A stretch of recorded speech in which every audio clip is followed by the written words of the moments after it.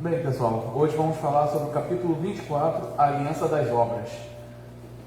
A Ana Lúcia falou um pouquinho na aula anterior, né, sobre as alianças, e ela tocou na Aliança das Obras, a Aliança da Graça, mas a gente vai adentrar um pouco mais nesse assunto, tá bom? Mas gostaria de começar agora com uma oração para que a gente comece a nossa aula. Senhor Deus Todo-Poderoso, lhe agradecemos, Senhor, por este momento, meu Pai, que possamos, Senhor, aprender cada vez mais do Teu nome, Senhor, aprender cada vez mais da Tua vontade, dos Teus feitos, meu Senhor. Por favor, meu Pai, me capacite, Senhor, para falar a Tua vontade.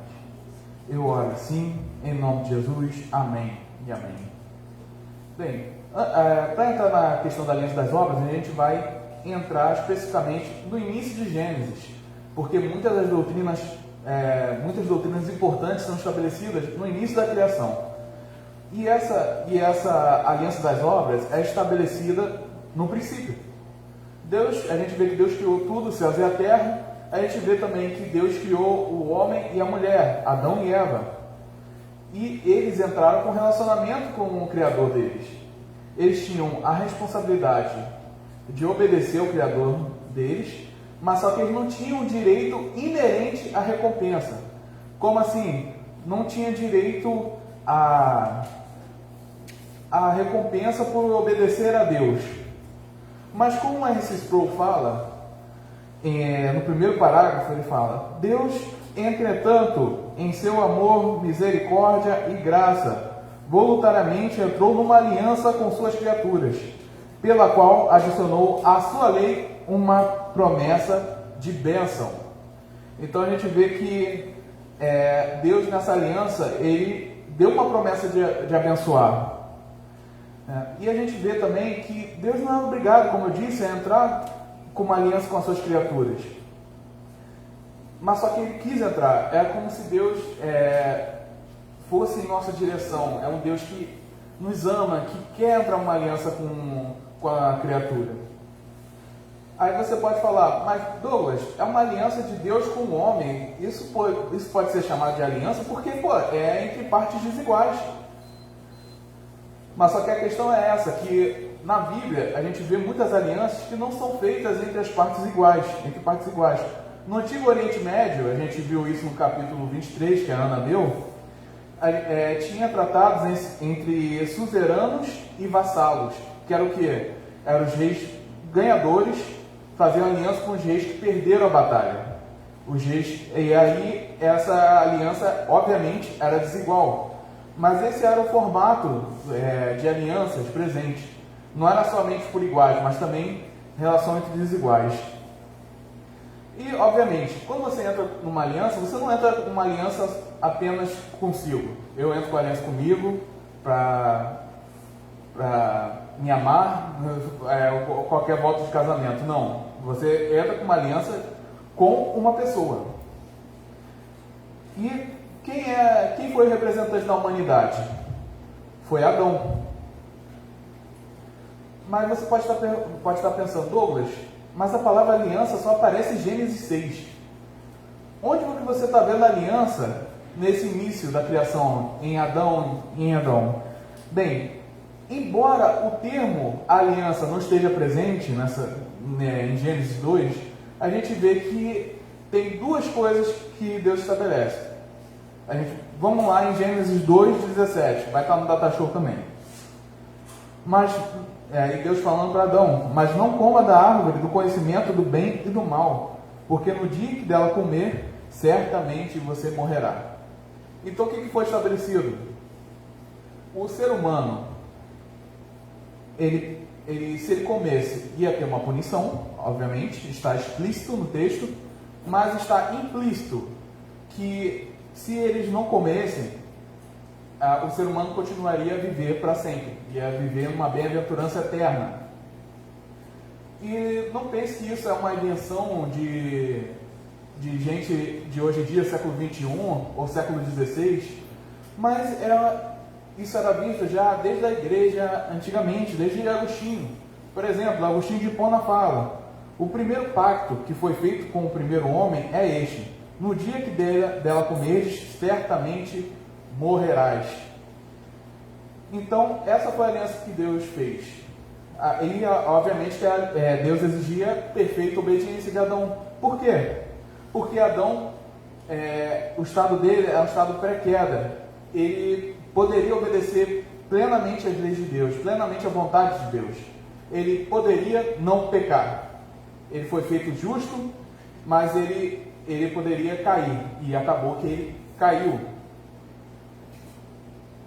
Então, a gente vê que teve um período de provação no ser humano. Os teólogos veem muitas vezes que é um período curto de provação, provavelmente. Por quê? A gente pressupõe que, acabado esse tempo que Deus estava, que Adão foi tentado, mas dizendo, por Satanás, Adão e Eva, depois disso, provavelmente eles iam estar em um estado de justiça imutável, isto é, não pecariam de jeito nenhum, não cairiam mais. Aquele era o momento, o ápice desse momento de tentação. Mas acabou que Adão caiu. E, obviamente, como ele era representante federal, isto é, o representante de todos da raça humana, a raça humana inteira caiu junto com ele. E agora, o homem não pode mais não pecar, isto é, a gente está inteiramente passível ao pecado. A gente pode cair, a gente vai cair muitas vezes.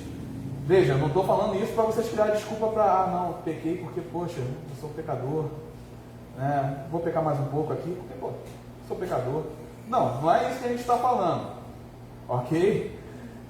Embora a gente seja realmente pecador, a gente deve viver de acordo com a identidade que Deus nos deu, de filhos de Deus. Nós fomos adotados por Deus. Então, que a gente resplandeça a justiça. Mesmo que a gente vá falhar em alguns momentos, a gente continue persistindo. E alguns podem até pensar, poxa, Adão vacilou muito, né?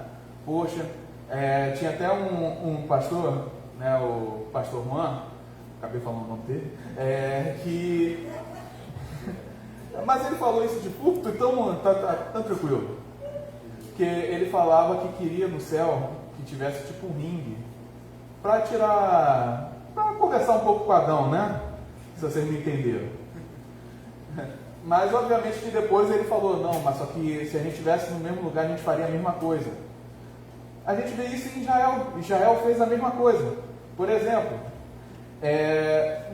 Deus botou o homem, né, no Éden, um lugar farto, um lugar bom, e esse homem desobedeceu. Esse foi o Adão. E Israel, Deus estabeleceu, livrou eles com mão forte do Egito, levou eles para uma terra onde mana leite e mel, uma terra abençoada, uma terra prometida. E o que Israel fez? A gente vê que ao longo do tempo Israel começou a falhar grandemente. Em Josué a gente vê a conquista da terra. E em Juízes a gente vê como as coisas andaram, como o povo se separou de Deus tão rápido. Então a gente vê, Israel não conseguiu, a gente provavelmente faria a mesma escolha, a gente pensaria, o que tem de mal? Ou a gente até pensaria, pô, queria ser igual a Deus, queria ser onipotente, queria ser... Mas, então a gente está nessa questão, essa aliança que a gente não pode cumprir, que ainda está estabelecida. Então você pode perguntar, então a gente tem que fazer a obediência perfeita, a gente tem que obedecer perfeitamente a Deus? Sim, mas nós não conseguimos, esse é o problema. Essa aliança a gente sempre vai perder, não adianta. Quando eu era criança, eu pensava assim, poxa, se eu fizer tudo certo, eu vou para o céu. Não durava uma semana isso aí não. Geralmente quando eu ia, vou obedecer minha mãe, daqui a pouco eu não estava obedecendo mais não. Mas a gente vê que essa queda que faz presente em nós. A gente não vai conseguir alcançar Deus por obediência. A gente não consegue. Como o S. Sproul fala, que todos os nossos descendentes ficaram nessa mesma situação. Ele fala assim, no segundo parágrafo: todos os seres humanos, de Adão até nós, no tempo presente, inevitavelmente são membros dessa aliança. As pessoas podem recusar-se a obedecer, ou até mesmo recusar-se a reconhecer a existência de tal aliança, mas nunca poderão escapar dela.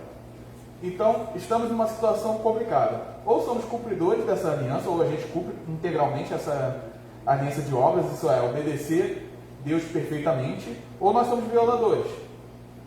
Bem, adivinha que a gente é violadores. A gente não consegue obedecer plenamente. Afinal, como Tiago 2,10 diz, pois quem obedece a toda a lei, mas tropeça em apenas um ponto, torna-se culpado de quebrá-la inteiramente.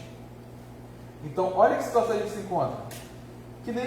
Isso acontece que nem hoje em dia. Por exemplo, a pessoa pode pagar todos os impostos, fazer tudo direitinho, não cometer alguns crimes, mas só comete outro. Vamos dizer, cometeu assassinato. Imagina você se apresentando para um juiz.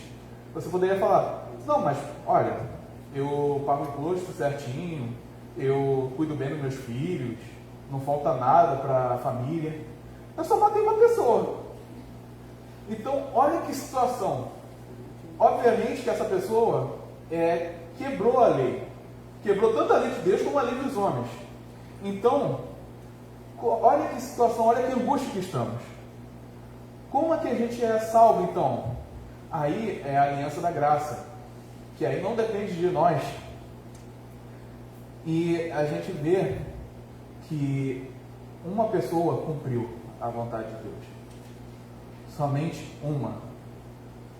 E é Jesus Cristo. Não é à toa que ele é chamado de segundo Adão por Paulo em 1 Coríntios 15. 1 Coríntios 15. Ele é chamado de segundo Adão. Por quê? Porque Cristo representa os redimidos. Assim como Adão representa toda a humanidade veio dele, assim Cristo representa todos os redimidos. E todos os redimidos são de Cristo. Então vemos esse contraste. Como a gente vê, a aliança foi estabelecida, como a R.C. Sproul fala no parágrafo 4. Adão caiu em pecado, e por isso Deus, em sua misericórdia, acrescentou uma nova aliança, com base na graça, pela qual a salvação tornou-se possível e disponível. Agora a salvação não está mais atrelada à obediência perfeita, porque nenhum de nós conseguiria. Só aquele que nasceu de uma virgem, que cumpriu a lei perfeitamente, que não tinha pecado, Jesus Cristo, fez o que tinha que fazer. Ele cumpriu a aliança das obras perfeitamente. Ele não quebrou nenhuma lei de Deus. Ele não é acusado de pecado nenhum, como o Novo Testamento diz.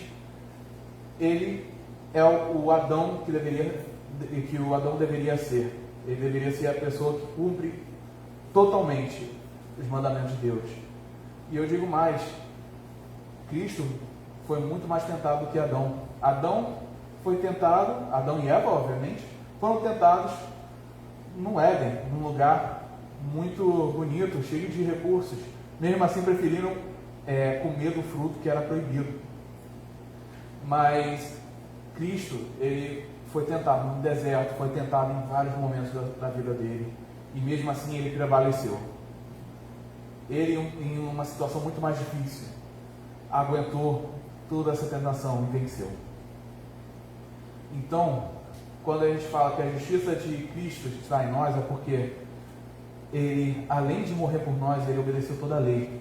E essa obediência, esses méritos, é transportado para nós. Quando tem gente que até diz, né? Quando Deus olha para a gente, ele vê o filho dele. O filho dele que obedeceu plenamente à lei dele. Então, como Romanos 3, 20 a 22 diz, portanto, ninguém será declarado justo diante dele, baseando-se na obediência da lei, pois é mediante a lei que nos tornamos plenamente conscientes do pecado. Mas agora se manifestou uma justiça que provém de Deus, independente da lei, do qual testemunham a lei e os profetas. Justiça de Deus mediante a fé em Jesus Cristo, para todos os que creem. Então a gente vê que, mesmo quando Deus dá a lei do Sinai, a lei, Deus obviamente que sabia que as pessoas não conseguiriam cumprir a lei. Moisés pecou também. Você vê que Moisés não entrou na terra prometida porque ele pecou em um dado momento. E a gente vê que havia vários sacrifícios que foram estabelecidos. E não era possível a pessoa viver sem precisar fazer nenhum tipo de sacrifício, porque as pessoas pecavam. A lei era um padrão que Deus estabeleceu falando, ó, isso aqui é para vocês cumprirem. Mas só que aí a gente vivendo, a gente poderia ver, a gente não consegue cumprir. Que situação horrível que estamos. Como a gente pode ser justificado diante de Deus?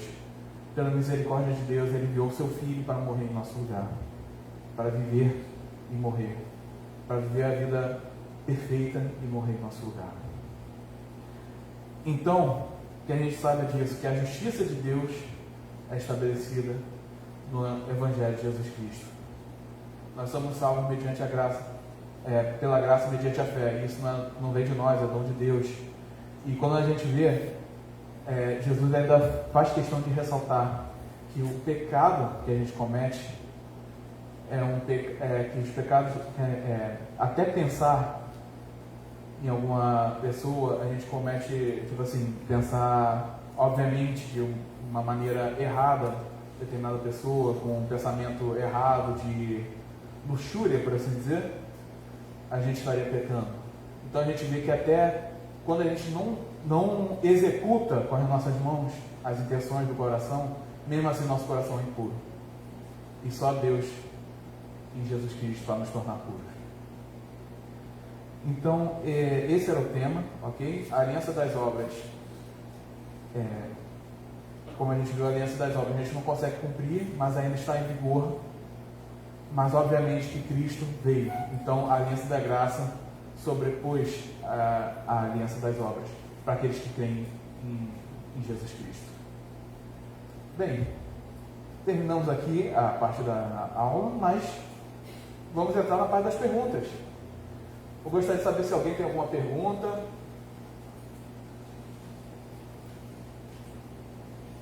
Vamos lá, que a Fabiana já está preparada lá, com o microfone e tudo. Alguém?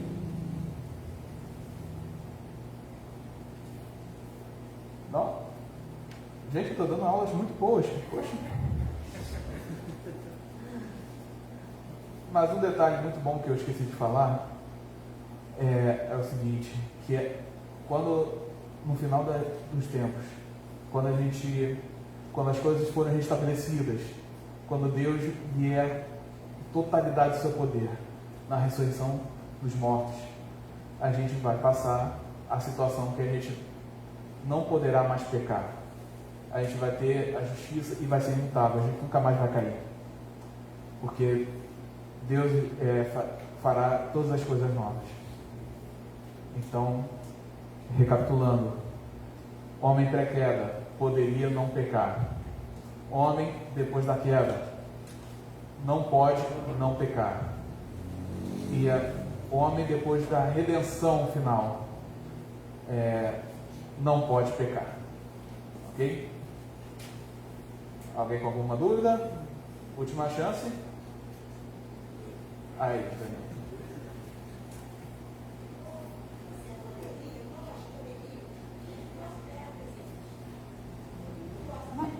Agora eu vou te fazer uma pergunta.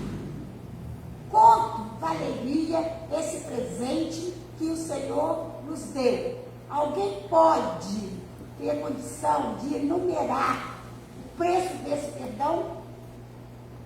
Entendi. Só para mexer com você.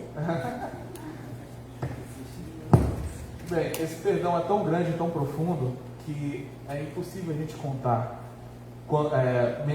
mensurar quanto Deus foi misericordioso, quanto Ele nos resgatou. Porque quando a gente vê a segunda pessoa da Trindade se tornou um homem para nos redimir dos nossos pecados, a gente vê a grandiosidade de Deus. Porque quando Adão comeu do fruto, ele morreu. Ele não teve um infarto na hora e caiu no chão, mas só que ele morreu espiritualmente, porque a morte e a vida são muito mais do que a questão física, embora englobe a questão física, mas também envolve a questão espiritual, a questão da bem-aventurança. Então, em Adão todos morremos, estamos mortos em delitos e pecados, hoje mesmo, mas só que Jesus Cristo nos dá a vida eterna. Isso é a bem-aventurança eterna, embora a gente vá morrer agora, nesse momento, embora a gente vá falecer em algum momento na nossa vida, só se Jesus voltar, né? Embora então fiquemos na torcida para ele voltar antes. Mas se a gente morrer, a gente vai ressuscitar e vai ter a vida eterna, a vida que não terá fim. Então ele nos livrou da infinitude do inferno. Olha quanta misericórdia. E Jesus, como eu disse, ele sofreu muito. A gente vê isso no Getsemane, que ele estava sofrendo muito, embora alguns manuscritos dizem que não tem essa parte, mas geralmente é aceito, que escorria sangue do rosto dele. E isso é uma condição para uma pessoa que está extremamente angustiada. Isso realmente é algo que a pessoa está muito aflita.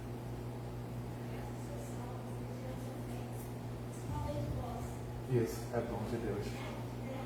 É muita graça que não tem como a gente medir. A gente só tem como agradecer a Deus. E a gente nem tem como agradecer a Deus como é devido. Porque a grandiosidade dele é tanta, e a misericórdia dele é tanta que a gente não consegue. Bom dia. Bom dia.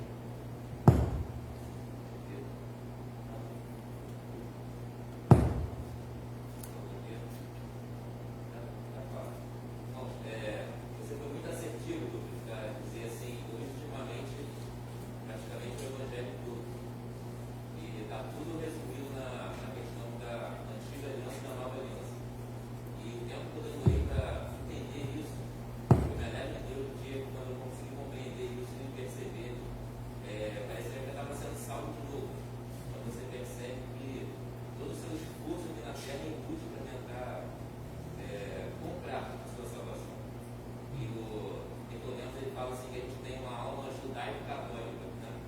Muito apegada a leis como os judeus e como os católicos, muito apegada às obras. A gente quer de qualquer forma comprar a nossa salvação, a gente quer fazer por merecer. A gente quer, como você disse, ainda na adolescência, né? Eu vou tentar obedecer minha mãe para me sentir aceito por Deus, justificado. E é assim que a gente sente ainda hoje. A gente acha que quando a gente peca ou a gente falha, a gente não tem nem dignidade de chegar até Deus e orar. Eu estou muito digno agora. Né? Quando passar um tempinho, eu vou me sentir mais digno de falar com Deus. Então, na verdade, não tem nenhum momento na nossa vida que a gente esteja digno e tenha o direito de chegar diante dele. Né? Não ser o direito de Cristo. E tem um texto de Salmo 19, verso 7, que fala assim: a lei do Senhor é perfeita e ela restaura a alma. E é justamente essa a razão de a nossa salvação está baseada nisso. A lei de Deus é perfeita. Então, desde que ele deu a primeira aliança, a intenção de Deus não foi dar um plano B para a segunda aliança. A segunda aliança ainda é o plano A. A primeira aliança foi só uma testificação. Olha só, Douglas, olha só, Daniel, olha só, igreja. Vocês são incapazes de cumprir a minha aliança. Eu dei para poder provar ao homem que ele, se ele se esforçar para obedecer isso daqui, ele vai falhar em cada um desses fundamentos. A gente falhou em tudo diante de Deus. Isso testifica que o nosso esforço, nosso desempenho na terra, ele não pode justificar. Então, a vinda de Cristo prova a urgente necessidade de salvação. Se fosse possível qualquer homem obedecer a lei de Deus, qualquer mandamento mais simples dele, não mentir, não pensar aconselhamentos maus, se a gente tivesse esse domínio, não seria nem necessário a justiça de Cristo. A vinda dele testifica o nosso fracasso. Então, se ele veio, é porque a primeira aliança testifica que a gente vai conseguir cumprir. Né? E graças a Deus por isso, porque quando a gente tem Cristo, é como se fosse um sentimento de salvação verdadeiro. Ainda bem que não depende da lei. Ainda bem que não depende do nosso esforço, do nosso desempenho, porque a gente fracassa miseravelmente em cada tentativa de obedecer a Deus. É só realmente por meio da oração, como foi dito, que a gente consegue até mesmo desejar orar para que ele nos ajude a obedecer de mim que seja, né? E descansar na graça, como o irmão falou, pela graça que a gente vai ser salvo. Graças a Deus. Amém. Até teve uma obra de um cristão com ascendência judaica, né? Que ele fala que os judeus têm uma frase que é mais ou menos isso: o que o pai faz, o filho faz. A ideia é que, como toda a narrativa da queda em Gênesis, no início de Gênesis, Israel acabou cometendo. Eles foram, pecaram, ficaram num lugar onde havia leite e mel em abundância, onde havia a terra frutífera, e eles pecaram e acabaram sendo, né, exilados na Babilônia. Então, essa analogia que desde o início mostra, o ser humano não consegue fazer sozinho. É Deus que faz, apenas Deus, somente Ele. O ser humano não consegue fazer nada para ser aceito por Deus. É justamente pela misericórdia divina que estamos aqui agora. E que isso reflita na nossa vida como pregadores, como evangelistas, de que a gente não merece, de igual forma que a pessoa que está lá fora não merece. Porque eu vi uma coisa que me preocupou muito, né, no espírito cristão, que falaram de um artista que está numa situação muito grave, e falaram, ele está assim porque zombou de Deus. Gente, a gente não é Deus para saber por que está acontecendo essas coisas, né? E a gente deve ver assim, se não fosse pela graça de Deus, se não fosse o Espírito Santo me convencendo pelos meus pecados, eu provavelmente poderia estar falando as mesmas coisas, fazendo os mesmos absurdos. E então isso faz a gente ver que a gente não é superior a ninguém. É tudo sobre a graça de Deus. Mais alguém tem alguma pergunta? Bem, então creio que não tem mais perguntas. Muito obrigado, irmãos. Alessandro vai querer falar alguma coisa? Beleza, pode vir então.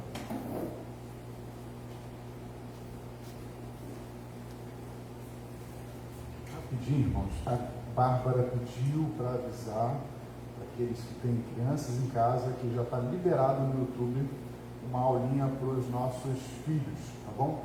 Nosso nome não é tão grande, né? A Duda não vai. Mas o Lequim está ali e tantos outros. Então, só você ir lá no canal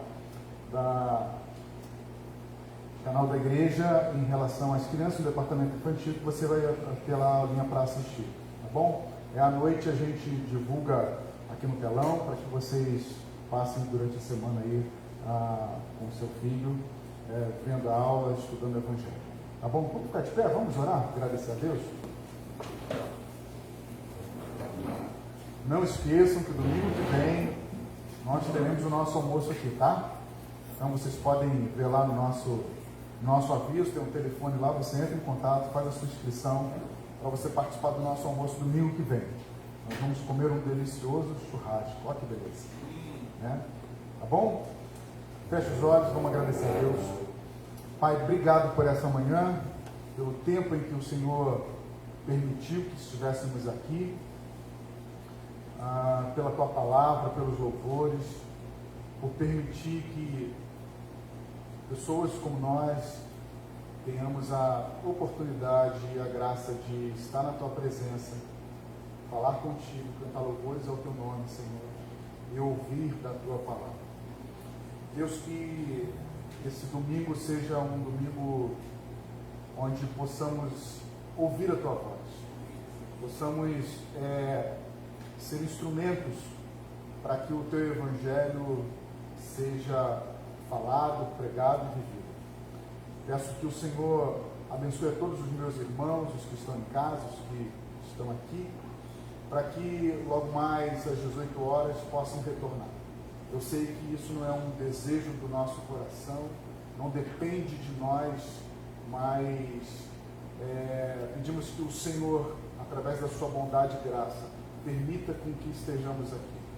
Aqueles que estão enfrentando um momento de desânimo, falta de fé, que o Senhor fortaleça, que o Senhor sustente e dê graça. Para aqueles que estão enfrentando momentos de enfermidade, pedimos que o Senhor, com misericórdia, possa intervir nessa situação e que o Teu nome seja glorificado e exaltado na vida de todas essas pessoas. Que como igreja possamos estar 24 horas, ó Deus, no espírito de oração, para que a Sua vontade soberana seja feita na vida de todas as pessoas, em nome de Jesus. Amém. Deus te abençoe e te dê um excelente domingo, tá bom?